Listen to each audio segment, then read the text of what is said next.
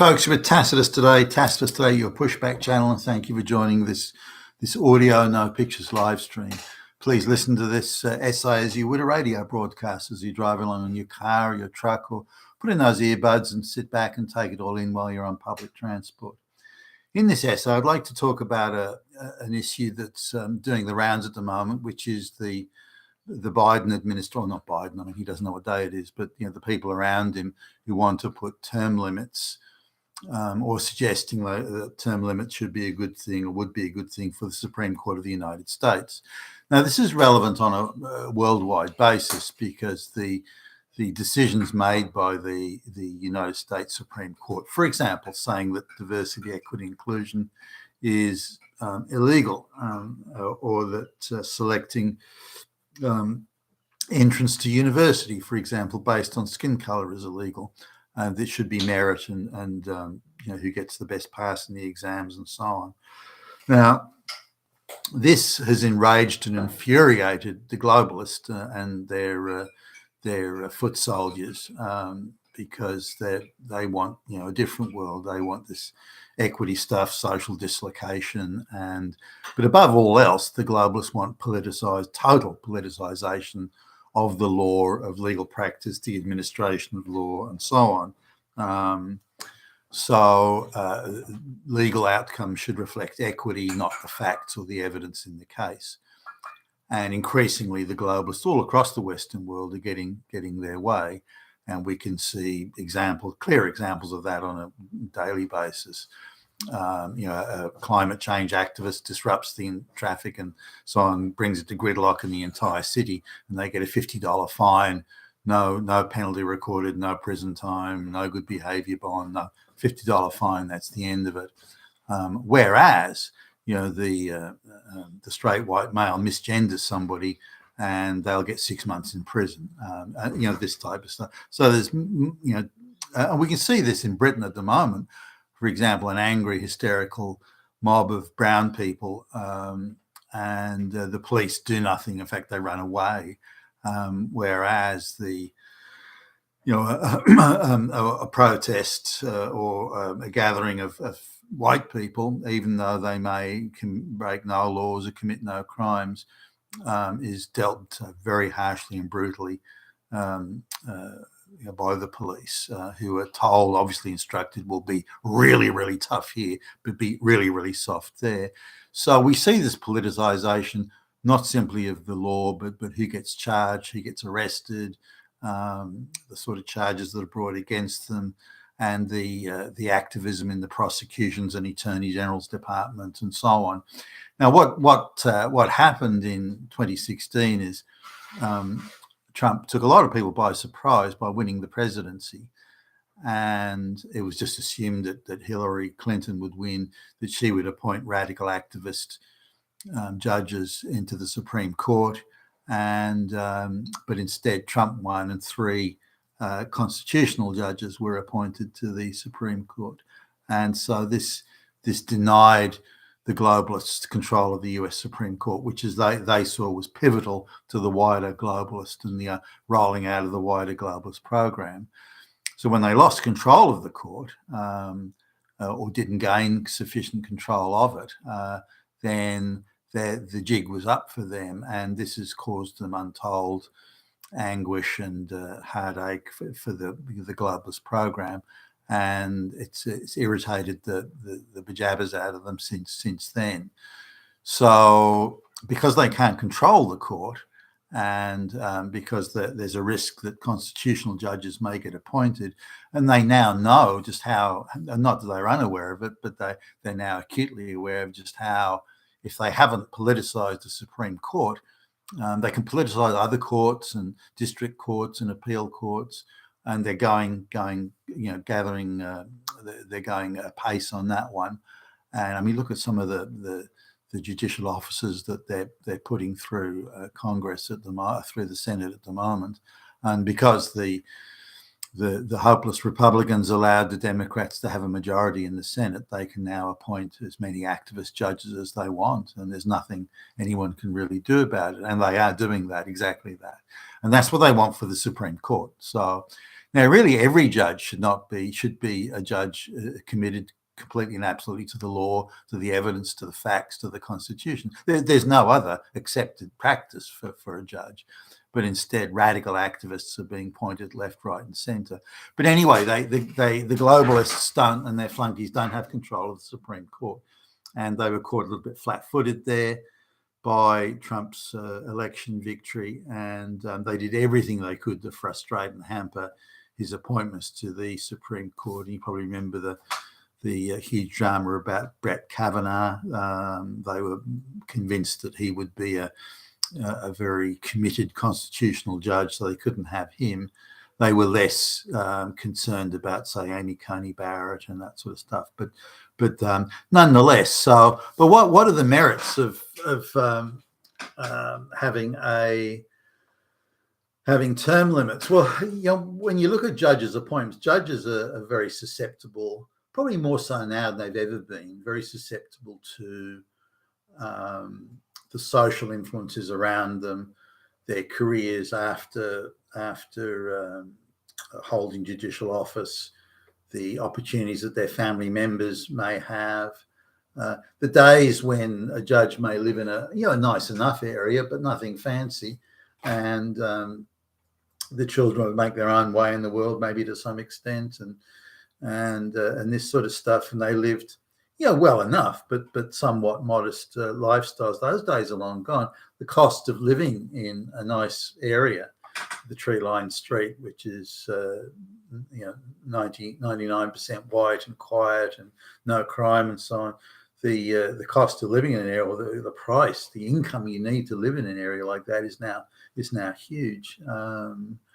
$500,000 a year is like an entry level salary for those living in those sort of places, and so a judge that used to have a relatively good income compared to the cost of living now is really not that well, but they're well paid, but not well enough paid to play in the tree-lined street waterfront mansion league, and which is where they'd like to play, and that requires a very high income. So judges are susceptible. I mean, just sort of judicial officers that I'm aware of that may have decided they want to retire at 63 or something like that.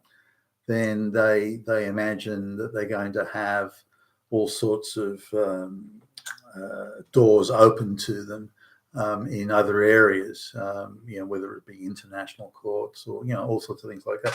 Now, it doesn't necessarily happen that way. If you're not a known leftist globalist activist, then the chances of you getting a gig in these sort of international courts, and that are very activist, by the way, very globalist controlled, very NGO controlled, the chances of you getting a gig there are about zero. On the other hand, if you are a rabid activist, the chances of you getting a gig there are quite high.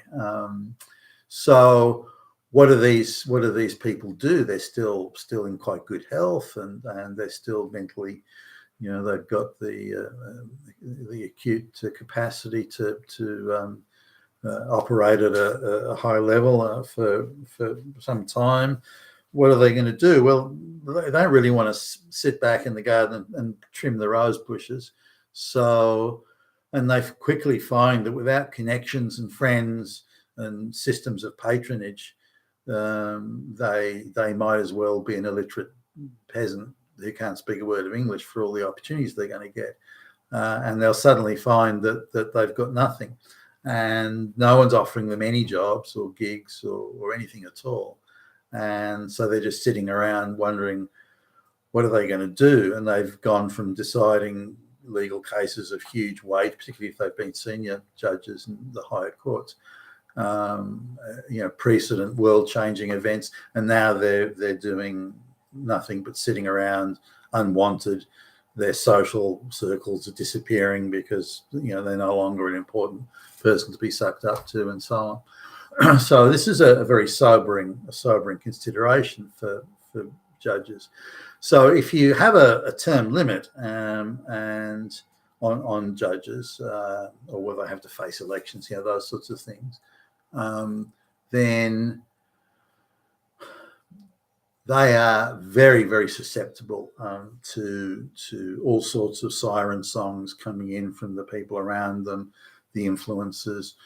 The chairman of that powerful NGO, that just a word from that NGO can get you a very prestigious, well-paid gig on some international court somewhere, or some NGO ambassador on big bucks, and this sort of thing. And you want to piss those people off by making the wrong decision. They may even mention you're at a cocktail party somewhere, because you'll be on the A party list while you're a senior judge, and somebody may say, look, that case so-and-so, I was talking about this with some of my friends, and they thought that the outcome should be such and such or so-and-so. And that's code speak for, we want you to make a decision in this direction. And there are other ways they can get to it. Or we've got we've got an opening that's come up for the international ambassador for the welfare of children in Africa, Central Africa. And very prestigious, a lot of press coverage, big pay packet, lots of travel and first class and 5-star hotels here and there and And I understand your wife, Mr. Judge Smith. I understand your wife is looking for something to do. Would she be interested, do you think?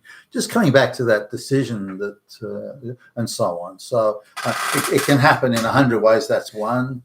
There's an opening come up in an Ivy League college for for a student, or they're not sure who to award the annual most promising student medal to in Harvard this year.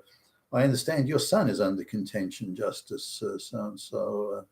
I am I'm having dinner with the dean of the university next week. Would you like me just to put a word in?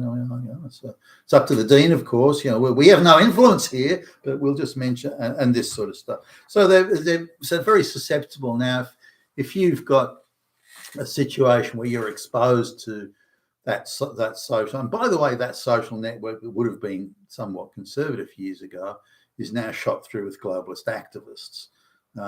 Nobody would have seen that coming, or could have foreseen it, but that's how it is now.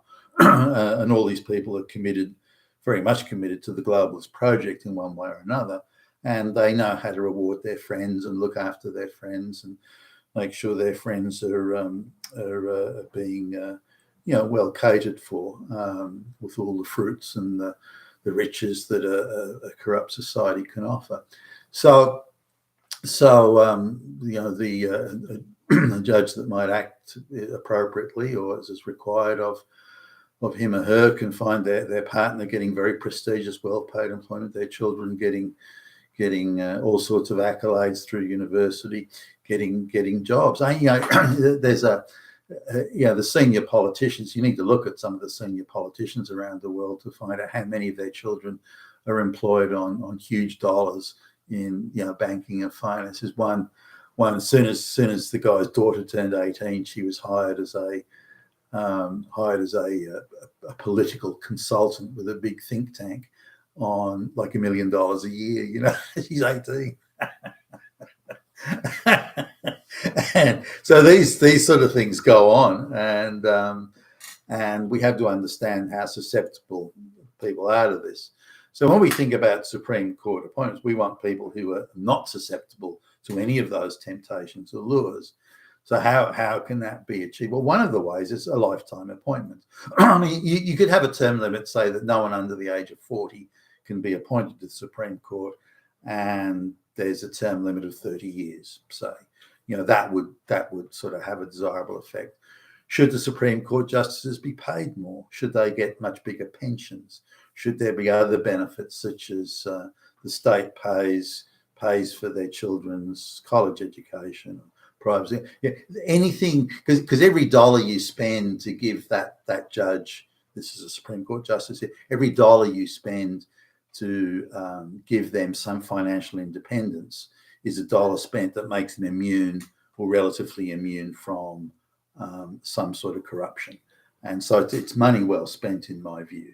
I'd rather they were paid more and given benefits and generous pensions, more generous than whatever it is they're getting currently. and I don't know what they get paid. I mean, they're well paid now, but should be better paid, and that this will immunise them to a large extent. Now, there's the other side where the judge can, somebody can approach the judge and say, listen, your son or daughter's at this or that college, and look, the police are going to come in with a warrant and find £100 of cocaine or something in the middle of the lounge room floor. So now we can make that not happen, or we can make it happen if you make a decision in this or that. So there's still possibilities of being got at, but that's much harder. You've got to do a lot of coordination. But given the amount of globalists, I mean, this is the power the globalists have at the moment. Let this sink in. They can go into a high security prison and just murder somebody who knows too much, Epstein. They can rig a presidential election. They can make 20 million votes just magically appear. They can change a British prime minister on the flip of a coin.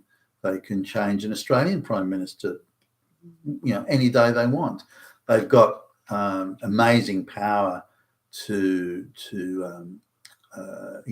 do what they want to do, and they can corrupt thousands of people, as it would have taken for the election, and still they can keep it relatively concealed. This is the power they have. So we need to just understand sort of the power that these people have, and as the amount of people on the globalist payroll increase, their accountability to the crimes they commit declines. So coming back to the Supreme Court, term limits, unless they're very extensive, like 30 years or something, term limits increase the politicisation of the court. Now we come to the selection of the judges. Now this is the Supreme Court judges. Now, it was assumed from day one that the judges would be always picked by patriotic Americans who want the best for America, who are all on the same page when it comes to the Constitution, the observance of the law, ensuring that laws are made that are constitutional and consistent with the Constitution. It was assumed that those would be the people that would be selecting judges. It was never imagined that there would be, if you like, agents provocateurs controlled by an external power, which is what the globalist flunkies are. They're not Americans. They're controlled by outside influences, and they make the decisions that are required of them and demanded by those outside influences. They're not concerned about the American people or the law or the Constitution. The Constitution can just fuck off as far as they're concerned. So no one ever envisioned that. When the Constitution was put down, it was assumed that everybody would be interested in having impartial justices that would administer the Constitution. And when you come to just straight out political parties that may have different ideologies, some may favour more socialist, others are more capitalist. They still don't want a situation where judges are selected based on, because if you pick your own boys and girls, then the other side will do that next time you have this incredible partisan divide. And so there's a general consensus among the, not that it didn't happen, by the way, but there was a general consensus among the political parties that we need independent, impartial justices. No one foresaw a time when the globalists would control, the outside influences, the globalists would control things. No one ever imagined that. Those are things that happened in banana republics and third world shitholes. Could never happen in America, they thought. But now it's all across the Western world. Judges are being selected on the basis of their pro-globalist attitudes, or attitudes that the globalists approve of. So how are judges selected? I mean, if you look at Sotomayor and Jackson on the Supreme Court, I mean, I've looked at some of Sotomayor's judgments. Seriously, she must either it's her or she's getting a first year radical leftist gender studies law student to write the judgments and so on. It's an insane bit of first year law student undergraduate bullshit. I'd be embarrassed putting something like it forward. No, I'm not even a fucking lawyer. And something similar with Ketanji Brown Jackson. I mean, gee whiz, how those people ended up even as law clerks, let alone on the Supreme Court. But they're the sort of activists that are perfect for the globalists. And if Trump hadn't been president, there would be 8 of the 9 judges would be sodomizers in the court. That would be the state, and they would just rubber stamp every globalist initiative or every globalist demand that was being put through. And bear in mind, all their assistants and all their little interns, they're all NGO supplied screaming activists that are on the globalist wider globalist payroll. So we need to also look at how can judges be selected now, given there are a small number of American patriots and now a large number of globalist controlled politicians. Again, nothing that was never foreseen. So should the selection process be changed? For example, should any sign of activism disqualify somebody? That sort of stuff. How do you do that? How do you implement that? How do you define what is and isn't activism and what isn't acceptable or unacceptable activism? It's now changed the entire dynamic of not only selecting Supreme Court justices, but putting them onto the court. For example, if one party has a majority in the Senate, then they can just effectively rubber stamp the decision, on a prearranged bit of choreography. And as much as the other side may, hurl insults, oh, you're Hitler or this or that, that sort of thing, it doesn't matter. The appointment will go through. So does there need to be another way of selecting and vetting Supreme Court justices? I would say yes, given that, because if that isn't done, ultimately the globalists will control every single appointment to the Supreme Court, and they're in a hurry. The globalists, they're in a hurry to do this. They can't have a Supreme Court that isn't completely dominated by them and doing what they want. They can't have a Supreme Court that isn't like that, and they want to move quickly on this. They don't want to wait 20 years. So I would say if there's going to be term limits, it should be that you can't be a Supreme Court justice until you're 40, and the term limit is say on or about 30 years, and that the pay and benefits of a Supreme Court justice is substantially increased so they can be immune. There are some cases where judges have been appointed and they're supposed to be activists of one sort or another, and they get appointed, but once they've got a lifetime appointment or they're well protected, then they become immune from the sort of pressures that they were very susceptible to previously, and they decide, hey, I really want to be a good judge here that exercises and practices the law, the Constitution. And so the activist groups that put the judge in there then lose control of them. But there are other things too, the social circles that judges move in, and their wives move in, their children move in, the A-list party type stuff, which I've mentioned in other videos. If the judge doesn't make the right decision, then suddenly they're not on the A-list anymore, and neither is their wife. And this can have a big effect on the sort of social pressures that can be brought onto a judge to toe the globalist line. Well, that's my view on that. I think as long as the globalists are big players in this Supreme Court game, then we need to guard against that. That is what we need to guard against in I think the overall considerations, not simply on the US Supreme Court, although it's a very important court on a worldwide basis, but in any Western court. The globalists have infiltrated every court and are subverting the law and its practice, its application as fast as they can. You've been with Tacitus today, your Pushback channel, and thank you for listening.